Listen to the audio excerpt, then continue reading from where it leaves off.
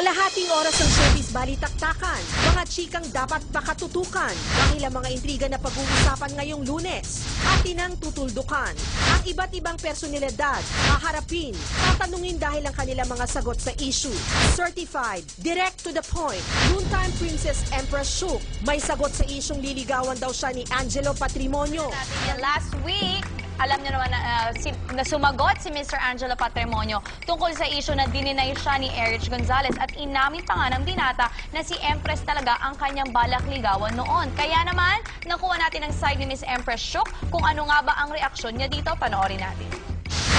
Last week, inamin ni Angelo Patrimonio dito sa Juicy na si Empress Shook ang gusto niya talagang ligawan. Talagang ligawan si Empress Shook dati. Mas gumaganda siya ngayon and nagmamature siya ngayon and mabait po siya talaga.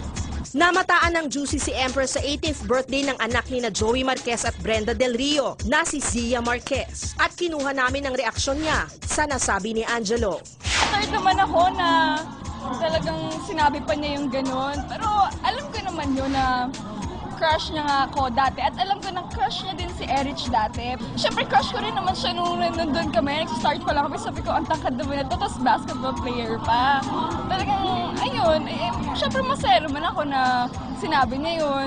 Talagang parang nagustuhan ko siya kasi ganun yung mga tipo kong lalaki na mabait.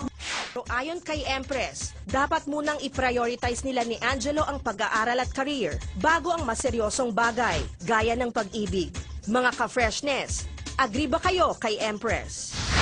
Mahal na mahal natin si Empress. Ang ganda-ganda Kasi niya. wala siyang dininay, wala siyang sabi. Inamin pa niyang crush din niya si Angelo. So mahal na mahal natin siya. Tsaka napakatotoong tao niya. Si Rosal, Kasi maganda Ang gandang talaga. bata, kahawig ni Christine Jacob.